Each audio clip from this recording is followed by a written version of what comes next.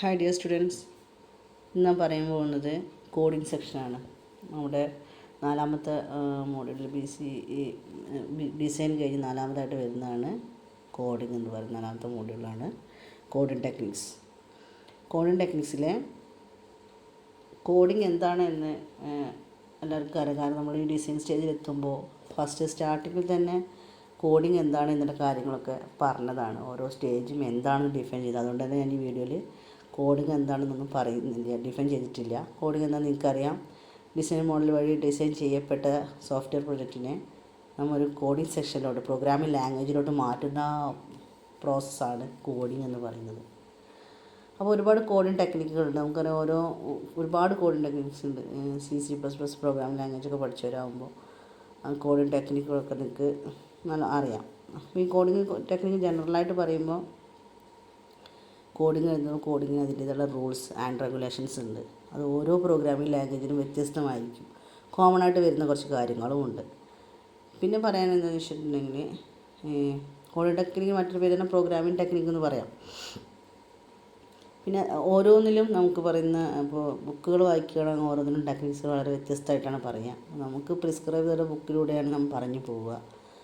അപ്പോൾ സെർച്ച് ചെയ്ത് നോക്കുമ്പോൾ പല വ്യത്യാസങ്ങളും കണ്ടേക്കാം. അപ്പോൾ കോഡിംഗ് ടെക്നിക്സിനെ കുറിച്ച് പറയാം. Structured programming is a programming paradigm aimed at improving the clarity, quality and development time of a computer program by making extensive use of the structured control flow, constructs of selection and repetition, block structures and subroutines. അപ്പോൾ structured programming language എന്ന് പറഞ്ഞ ഒരു programming ലാംഗ്വേജാണ്. അത് അതിൻ്റേതായ structure ഉണ്ടാവും. Structured language, ഇപ്പോൾ C ഒരു സ്ട്രക്ചർഡ് ലാംഗ്വേജ് ആണ് പറഞ്ഞാൽ സിക്ക് സീരിയതായ ഒരു സ്ട്രക്ചർ ഉണ്ട്, പ്രോഗ്രാമിൻ്റെ സ്ട്രക്ചർ ഉണ്ട്. അത് പഠിക്കുമ്പോൾ നമുക്ക് മനസ്സിലാവും ആ ഒരു സ്ട്രക്ചർ എന്ന് പറയുമ്പോൾ. അത് ഫസ്റ്റത്തേതാണെങ്കിൽ നമുക്ക് എന്താണ് ഒരു പ്രോബ്ലം ചെയ്യുമ്പോൾ ആദ്യം എന്താണ് ഡിക്ലെയർ ചെയ്യേണ്ടത്, ഡിക്ലറേഷൻ സെക്ഷൻ, പിന്നെ പ്രോഗ്രാമിൻ്റെ പ്രോസസ്സിങ് സെക്ഷൻ, അങ്ങനെ അത് ശരിക്കും പറഞ്ഞാൽ ബോഡി പാർട്ടും എല്ലാം ഓരോരോ പാർട്ട് പ്രത്യേകം പറഞ്ഞുകൊണ്ട്, ലൂപ്പുകൾ യൂസ് ചെയ്തിട്ടുണ്ടെങ്കിൽ ലൂപ്പുകൾ പ്രത്യേകം കാണിച്ചുകൊണ്ട്, അങ്ങനെ ഒരു പ്രോഗ്രാമിംഗ് സ്ട്രക്ചർ ഉണ്ട്. ഓരോ പ്രോഗ്രാമിംഗ് ലാംഗ്വേജിന് സ്ട്രക്ചർ പ്രോഗ്രാമിംഗ് ലാംഗ്വേജിലാണെങ്കിൽ അതിന് സ്ട്രക്ചർ ഉണ്ടായിരിക്കും. അപ്പോൾ മെയിനായിട്ട് അതിൻ്റെ ഉദ്ദേശം എന്ന് പറയുന്നത് എന്താണ്, സ്ട്രക്ചർഡ് പ്രോഗ്രാമിംഗ് ലാംഗ്വേജിൻ്റെ ഉദ്ദേശം എന്ന് പറഞ്ഞാൽ ക്ലാരിറ്റി, പെട്ടെന്ന് നമുക്ക് മനസ്സിലാക്കാൻ, പ്രൊജക്റ്റിൻ്റെ ക്വാളിറ്റി, പിന്നെ ഡെവലപ്മെൻറ്റ് ടൈം കുറയ്ക്കാൻ, അങ്ങനെ ഒരുപാട് കാര്യങ്ങൾ അതിൻ്റെ പിന്നിലുണ്ട്. ഈ ഒരു സ്ട്രക്ചർ രൂപത്തിലേക്ക് ഇത് കൊണ്ടുവരാൻ കാരണം, എങ്ങനെയൊക്കെ ചെയ്താലും ഔട്ട്പുട്ട് കിട്ടും. പക്ഷേ അത് ഔട്ട്പുട്ട് പറയുമ്പോൾ അത് അതിൻ്റേതായ ഒരു സിസ്റ്റമാറ്റിക് വേലാവുമ്പോൾ അത് അതിൻ്റെ ക്വാളിറ്റി കൂടുകയും ചെയ്യും, ക്ലാരിറ്റി കൂടുകയും ചെയ്യും, ടൈം കുറയ്ക്കാനും എല്ലാം കഴിയും. കാരണം നമ്മൾ ഒരുപാട് ലൂപ്പുകൾ, കണ്ടീഷൻസുകൾ, സ്ട്രക്ചേഴ്സ്, ഡാറ്റ ടൈപ്സ്, ഇങ്ങനെയൊക്കെ ഇതെല്ലാം യൂസ് ചെയ്യുമ്പോൾ നമുക്കത് പെട്ടെന്ന് ഐഡൻറ്റിഫൈ ചെയ്യാനും ഈസിയാണ് സ്ട്രക്ചർ പ്രോഗ്രാമിംഗ് ലാംഗ്വേജ് ആകുമ്പോൾ. അപ്പോൾ കോഡിങ്ങിൻ്റേതായ ഗൈഡ് ലൈൻസും സ്റ്റാൻഡേർഡ്സും ഉണ്ട്. അപ്പോൾ എന്തൊക്കെയാണ് കോഡിംഗ് സ്റ്റാൻഡേർഡ്സ് എന്ന് പറയുന്നത്? കോഡിംഗ് സ്റ്റാൻഡേർഡ്സ് കൊണ്ട് ഉദ്ദേശിക്കുന്നത് എങ്ങനെയാണ് ഒരു ഡെവലപ്പർ കോഡ് റൈറ്റ് ചെയ്യുക, അതായത് നമ്മൾ ലാംഗ്വേജ് എഴുതുക, പ്രോഗ്രാം എഴുതുക, ആ കാര്യങ്ങളാണ് കോഡിംഗ് സ്റ്റാൻഡേർഡ് പറയുന്നത്. അപ്പോൾ അത് അറിയണമെങ്കിൽ എന്ത് ചെയ്യും, അതിൻ്റേതായ സ്റ്റാൻഡേർഡ്സ് അറിയണം. അതിപ്പോൾ ഏതൊരു ജോലി ചെയ്യുകയാണെങ്കിൽ അങ്ങനെ തന്നെയാണ്. അതിൻ്റേതായ ബേസിക് കാര്യങ്ങൾ അറിഞ്ഞാൽ മാത്രമേ അത് ചെയ്യാൻ കഴിയുള്ളൂ. അതുപോലെ തന്നെയാണ് പ്രോഗ്രാം ഡെവലപ്പിംഗ് എന്ന് പറയുമ്പോൾ, കോഡിംഗ് ഡെവലപ്പ് ചെയ്യുക എന്ന് പറയുമ്പോൾ കോഡ് എഴുതുക എന്ന് പറയുമ്പോൾ അതിൻ്റേതായ സ്റ്റാൻഡേർഡ്സ് അറിഞ്ഞാൽ മാത്രമേ ചെയ്യാൻ കഴിയുള്ളൂ. So here we will General coding standards refers to how the developer writes code. So here we will discuss some essential standards regardless of the programming language being used. അവിടെ കുറച്ച് കോഡിംഗ് സ്റ്റാൻഡേർഡ്സ് ആണ് പറയുന്നത്. Programming language develop ചെയ്യുമ്പോൾ വേണ്ട കുറച്ച് coding standards ആണ് പറയുന്നത്. ഇത് മാത്രമല്ല, ഇതിനേക്കാളും ഇഷ്ടം പോലെ ഉണ്ട്. കോമൺ ആയിട്ട് പറയുന്ന കുറച്ച് കാര്യങ്ങളാണ്: indentation, inline comments, use of global, structured programming, naming convention, errors and exception handling. കുറച്ച് എണ്ണം പറഞ്ഞേ ഉള്ളൂ. Indentation, inline comments, use of global, structured programming, naming convention, error and exception handling. അതിലിപ്പോൾ ഈ ഇൻറ്റൻഷൻ എന്ന് പറയുകയാണെങ്കിൽ, proper and constant indentation is essential in producing easy to read and maintainable program. അതായത് ഒരു പ്രോഗ്രാം കറക്റ്റായിട്ട് വായിച്ച് മനസ്സിലാക്കാനും അത് ആവശ്യാനുസരണം അപ്ഡേഷൻ നടത്താനും എല്ലാം ഇൻഡൻറ്റേഷൻ എന്നുള്ളൊരു ഒരു ക്യാരക്ടർ വഴി നമുക്ക് കഴിയും.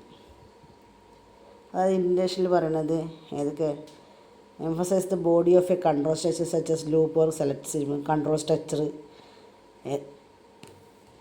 മനസ്സിലാക്കാൻ ലൂപ്പ്, സെലക്ട് സ്റ്റേറ്റ്മെൻറ്റ് പോലുള്ള കൺട്രോൾ സ്ട്രക്ചേഴ്സ്, കണ്ടീഷണൽ സ്റ്റേറ്റ്മെൻറ്റ്, പിന്നെ സ്കോപ്പ് ബ്ലോക്കുകൾ, ഓരോ ബ്ലോക്കായിട്ട് വരുന്ന കേസ് 1 കേസ് 2 എന്ന് പറഞ്ഞാൽ നമ്മൾ കൊടുക്കുന്ന പോലത്തെ ബ്ലോക്ക് സ്റ്റേറ്റ്മെൻറ്റുകൾ, അങ്ങനെയുള്ള എല്ലാ കാര്യങ്ങളും ഡിഫൈൻ ചെയ്യാൻ ഇൻഡൻറ്റേഷൻ യൂസ് ചെയ്യാറുണ്ട്. അപ്പോൾ ഇൻഡൻറ്റേഷൻ എന്ന് പറയുന്ന ഒരു സ്റ്റാൻഡേർഡാണ്. ആ സ്റ്റാൻഡേർഡ് പറയുമ്പോൾ ഇതെല്ലാം മെൻഷൻ ചെയ്യാനാണ്. Control structures, condition statement, scope block, ഇതെല്ലാം മെൻഷൻ ചെയ്യാൻ വേണ്ടി സ്റ്റാൻഡേർഡാണ് ഇൻഡൻറ്റേഷൻ എന്ന് പറയുന്നത്. അപ്പോൾ അതിൻ്റെ ഉദ്ദേശം എന്ന് പറഞ്ഞിട്ടുണ്ടെങ്കിൽ കൺസിസ്റ്റൻസി, അത് പ്രോപ്പർ ആവുക, അങ്ങനത്തെ കുറേ കാര്യം. അതായത് പെട്ടെന്ന് ഈസിയായിട്ട് റീഡ് ചെയ്യാനും അത് മെയിൻറ്റെയിൻ ചെയ്യാനും കഴിയണം. അതിനാണ് ഇൻഡൻറ്റേഷൻ യൂസ് ചെയ്യുന്നത്. പിന്നെ ഇൻലൈൻ കമൻറ്റ്സ് നമുക്കറിയാൻ പറ്റും. ഇപ്പോൾ ഒരു 2-3 പ്രോഗ്രാമിംഗ് ലൈനിൻ്റെ ഇടയിൽ ഒരു ഇൻലൈൻ കമൻറ്റ്സ് ഉണ്ടാകും. അതാണ് ഒരു പ്രോഗ്രാമിൻ്റെ ക്വാളിറ്റി എന്ന് പറയുന്നത്. അതായത് ആ പ്രോഗ്രാം പുറത്തുനിന്ന് പെട്ടെന്നൊരു ആൾക്ക് കാണുമ്പോൾ, അതായത് പ്രോഗ്രാം ബിഗിനേഴ്സിന് പോലും കാണുമ്പോൾ എന്താ മനസ്സിലാക്കാൻ കഴിയും. ഇൻലൈൻ കമൻറ്റ് എന്ന് പറഞ്ഞാൽ അതിൽ തന്നെ നേരെ പ്രോഗ്രാം റീഡ് ചെയ്യാതെ കാര്യം എന്താണെന്ന് മനസ്സിലാക്കാൻ കഴിയും. അതിൻ്റെ ഉള്ളിൽ ഇൻലൈൻ കമൻ്റായിട്ട് കൊടുക്കുന്ന കാര്യങ്ങൾ എന്തിനുള്ളതാണ്, ഇപ്പോൾ അവിടെ ഒരു ഫംഗ്ഷൻ യൂസ് ചെയ്തിട്ടുണ്ട്, ആ ഫംഗ്ഷൻ എന്തിനുള്ളതാണെന്ന് അവിടെ ഒരു കമൻറ്റ്സായി കൊടുത്ത് നമുക്ക് പെട്ടെന്ന് മനസ്സിലാക്കാൻ കഴിയും.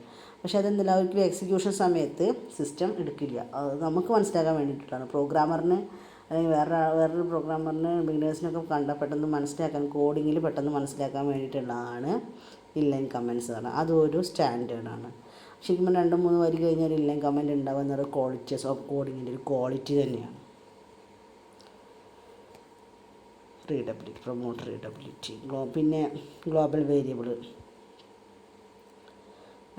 യൂസ് ചെയ്യൽ ശരിക്കും പറഞ്ഞിട്ടുണ്ടെങ്കിൽ അതൊരു ഗ്ലോബൽ വേരിയബിൾ സ്റ്റാൻഡേർഡാണ്. Rules for limiting the use of global variable limitations കാര്യങ്ങൾ, അതും ഒരു സ്റ്റാൻഡേർഡാണ്. These rules file what types of data can be declared global and what can not. അപ്പോൾ ഏത് ഡാറ്റയാണ് ഗ്ലോബൽ വേരിയബിളായിട്ട് സെലക്ട് ചെയ്യേണ്ടത് അല്ലെങ്കിൽ സെലക്ട് ചെയ്യേണ്ടാത്തത് അത് തീരുമാനിക്കുക. അതും ഗ്ലോബൽ എന്നുള്ളത് ഒരു സ്റ്റാൻഡേർഡാണ്. ഗ്ലോബൽ വേരിയബിൾ എന്താണെന്നൊക്കെ നിങ്ങൾക്ക് അറിയുന്നതുകൊണ്ടാണ് ജസ്റ്റ് ഇങ്ങനെ പറഞ്ഞു പോകുന്നത്, അറിയാതിരിക്കലും ഒരിക്കലും. പിന്നെ സ്ട്രക്ചേർഡ് പ്രോഗ്രാമിംഗ് എന്ന് പറയുമ്പോൾ അതായത് ഞാൻ നേരത്തെ പറഞ്ഞ ഒരു അതാണ് സ്ട്രക്ചർ. അത് ശരിക്കും പറഞ്ഞാൽ മോഡ്യൂൾ പോലെ ഉള്ളതാണ്. അത് അത്തരത്തിൽ യൂസ് ചെയ്യുന്നു, അതും ഒരു സ്റ്റാൻഡേർഡ്. സ്ട്രക്ചേർഡ് പ്രോഗ്രാമിംഗ് ആയിട്ട് യൂസ് ചെയ്യുന്നു, അതും ഒരു സ്റ്റാൻഡേർഡാണ്. മോഡുലാർ ഫോമിൽ യൂസ് ചെയ്യുന്നു എന്നുള്ളത്. പിന്നെ നെയിമിംഗ് കൺവെൻഷൻ, അതായത് global variable, local variable, constant, identifiers, data types, ഇങ്ങനെ ഓരോ പേരുകൾ ഇങ്ങനെ കൊടുത്തിട്ടുണ്ടല്ലോ. ഈ ഓരോന്നും എന്താണ്, ഓരോ സ്റ്റാൻഡേർഡ്സാണ്. ഡാറ്റ ടൈപ്സ് നമ്മൾ പ്രോഗ്രാമിംഗ് ലാംഗ്വേജിലൊരു സ്റ്റാൻഡേർഡാണ്. Global variable, local variable, functions, methods, constants, identifiers, ഇങ്ങനെ ഒരുപാട് നെയിം കൺവെൻഷൻസുകളുണ്ട് നമ്മൾ സ്റ്റാൻഡേർഡ്സായിട്ട് യൂസ് ചെയ്യുന്നത്. A possible naming convention can be that local variable names always being with a capital letter. Local variable names are made of കുറേ റൂളുകളുണ്ട് ഇപ്പോൾ. അതായത് global variable തുടങ്ങുന്നത് ക്യാപിറ്റൽ ലെറ്ററിലാവണം, ലോക്കൽ വേരിയബിൾ നമ്മൾ സ്മോൾ ലെറ്ററാണ്, അങ്ങനെ ഫംഗ്ഷൻ തുടങ്ങുന്നത് ഇതിൻ്റെ പോലെ. അങ്ങനെ ഓരോന്നിനും അതിൻ്റേതായിട്ടുള്ള റൂൾസും റെഗുലേഷൻസും ഉണ്ട്. അപ്പോൾ ഓരോ സ്റ്റാൻഡേർഡ്സാണിത്. സ്റ്റാൻഡേർഡ്സ് അതിൻ്റേതായിട്ടുള്ള റൂൾസ് ആൻഡ് റെഗുലേഷൻസ് ഉണ്ട്.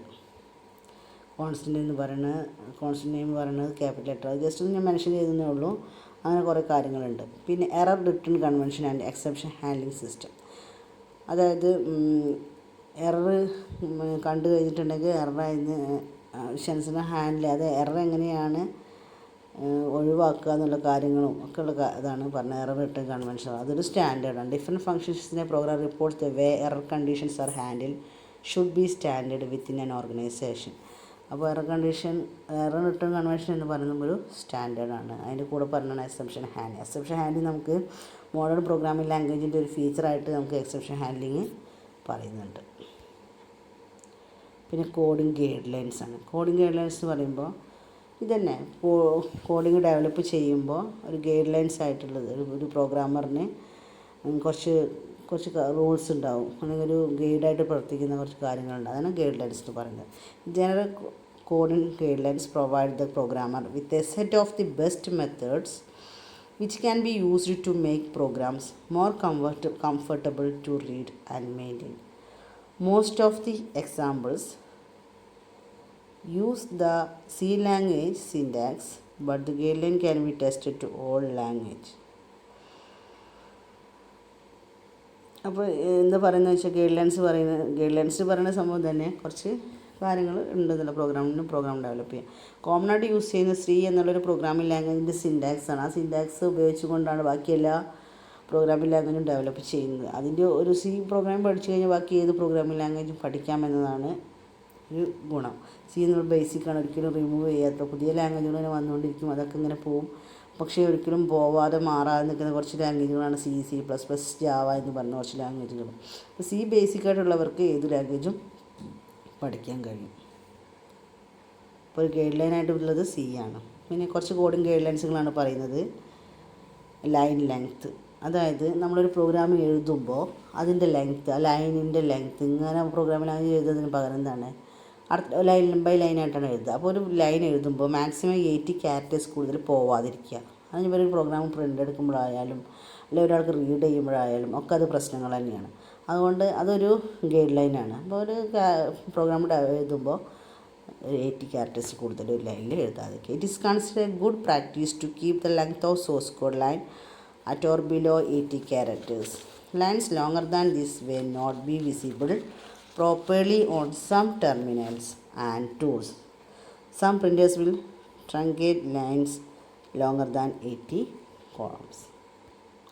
പിന്നെ പറയുക സ്പേസിംഗ് ആണ്. അതും ഇത് തന്നെയാണ് പറയുന്നത്. അതായത് എല്ലാ കോഡുകൾ തമ്മിൽ സ്പേസിങ് വേണമെന്നുണ്ടെങ്കിൽ അത് റീഡബിലിറ്റി എന്നുള്ള ആ ഒരു ക്വാളിറ്റി നല്ലതായിട്ട് ഉണ്ടാവുള്ളൂ. The appropriate use of spaces within a line of code can improve readability. അപ്പോൾ കറക്റ്റായിട്ട് സ്പേസ് കൊടുത്ത് എഴുതിയാൽ മാത്രമേ പ്രോഗ്രാം ശരിക്കത് റീഡ് ചെയ്യാൻ കഴിയുള്ളൂ. പിന്നെ പറയുന്നത് ഡോക്യുമെൻറ്റേഷനാണ്. അത് the code should be well document. Code എന്താണ് വൃത്തിയിൽ എഴുതണം എന്നുള്ളത്, വെൽ ഡോക്യുമെൻറ്റഡ് ആയിരിക്കും. അതായത് ശരിക്കും പറഞ്ഞാൽ ഇത് തമ്പ് റൂളുണ്ട്. തമ്പ് റൂൾ എന്ന് പറയുമ്പോൾ 3 സോഴ്സ് ലൈനിൻ്റെ ഇടയിൽ ഒരു കമൻറ്റ് വേണമെന്ന്. അതായത് 3 ലൈൻ എഴുതി കഴിഞ്ഞാൽ, ഞാൻ നേരത്തെ പറഞ്ഞാൽ 3 ലൈൻ എഴുതി കഴിഞ്ഞാൽ 3 ലൈനിനെ കുറിച്ച് എന്താണെന്നുള്ളൊരു കമൻറ്റ്സ്, അത് ശരിക്കും പറഞ്ഞാൽ വെൽ ഡോക്യുമെൻറ്റഡ് ലക്ഷണമാണ്. ആസ് എ റൂൾ ഓഫ് തം there must be at least 1 comment line on the average for every 3 source line. The length of any function should not be exceed 10 source line. A very lengthy function is generated very difficult to understand as it possible carries out very various function. അതായത് പറയുന്നത്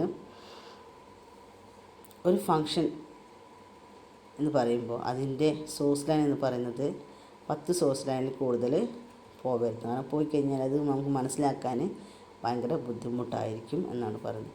For the same reason, lengthy functions are possible to have disproportionality longer number of bugs.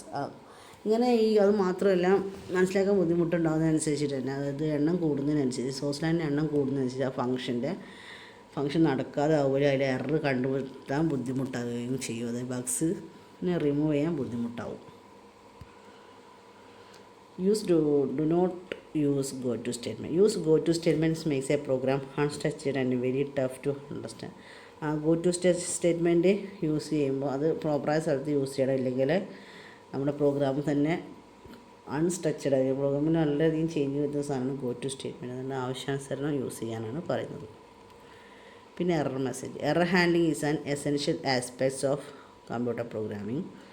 This does not only include adding the necessary logic to test or handle errors, but involves making error messages meaningful. Error മെസ്സേജുകൾ വരുമ്പോൾ ആവശ്യാനുസരണം അത് testing ചെയ്തുകൊണ്ട് അത് ആവശ്യാനുസരണം handle ചെയ്യാനാണ് error മെസ്സേജിൽ പറയുന്നത്. അതുപോലെ ഗൈഡ് ലൈനാണ്. അപ്പോൾ ഇത്രയും ഗൈഡ് ലൈൻ, ഒരു സംഭവം ആദ്യമായിട്ട് ചെയ്യുമ്പോൾ കുറച്ച് അതിൻ്റെ ഗൈഡ് ലൈൻസ് ഉണ്ട്. നമുക്കൊരു വസ്തു, ഒരു പ്രിൻ്റർ വീട്ടിൽ കൊണ്ടുവന്നാലും പ്രിൻ്റർ യൂസ് ചെയ്യുക അതിൻ്റെ കാറ്റലോഗിൽ അതിൻ്റേതായിട്ടുള്ള ഗൈഡ് ലൈനുകളുണ്ടാവും. ആ ഗൈഡ് ലൈനിലും കൂടെ പോവുക. അപ്പോൾ ആദ്യമായിട്ടൊരു പ്രോഗ്രാമിംഗ് ലാംഗ്വേജ് എഴുതുന്ന ആൾക്കാരെ സംബന്ധിച്ചിട്ട് ഈ ഒരു കോഡിങ് ടെക്നിക്ക് അല്ലെങ്കിൽ കോഡിങ്ങിൻ്റെ സ്റ്റാൻഡേർഡ്സും ഗൈഡ് ലൈൻസൊക്കെ പറയേണ്ട ആവശ്യമുള്ളൂ. നിങ്ങൾ ഓൾറെഡി C++ ഒക്കെ പഠിച്ച ആളുകളാകുമ്പോൾ നിങ്ങൾക്ക് ഓൾറെഡി ഇത് കേൾക്കുമ്പോൾ തന്നെ ഉപയോഗിച്ച സ്ഥലങ്ങളെല്ലാം തന്നെ ഓർമ്മ വരുന്നുണ്ടാവും. ആദ്യമായിട്ട് യൂസ് ചെയ്യുന്ന ഒരു കാര്യം ആണെങ്കിൽ മാത്രമേ ഇങ്ങനെ ഗൈഡ് ലൈൻസിന് ആവശ്യമുള്ളൂ. സി എന്നുള്ള ബേസിക് ലാംഗ്വേജ് തറവാണെങ്കിൽ ഏത് ബേസിക് ലാംഗ്വേജും പഠിക്കാം. അപ്പോൾ അതിൽ ഉപയോഗിക്കുന്ന കാര്യങ്ങൾ തന്നെയാണ് ഇവിടെ പറഞ്ഞിട്ടുള്ളത്. അപ്പോൾ മനസ്സിലായിട്ടുണ്ടാവുമെന്ന് കരുതുന്നു. ഇത്രയും കാര്യങ്ങളാണ് ഇതിൽ പറയാനുള്ളത്. അപ്പോൾ മെയിനായിട്ടും കോഡിംഗ് ടെക്നിക്കിൻ്റെ സ്റ്റാൻഡേർഡ്സും ഗൈഡ് ലൈൻസും, എന്താണ് കോഡിംഗ് ടെക്നിക്ക് അല്ലെങ്കിൽ പ്രോഗ്രാമിംഗ് ടെക്നിക്സ് എന്ന് പറഞ്ഞാൽ ഇത്രയും കാര്യങ്ങളാണ് ഇതിൽ പറഞ്ഞത്. Okay, thank you.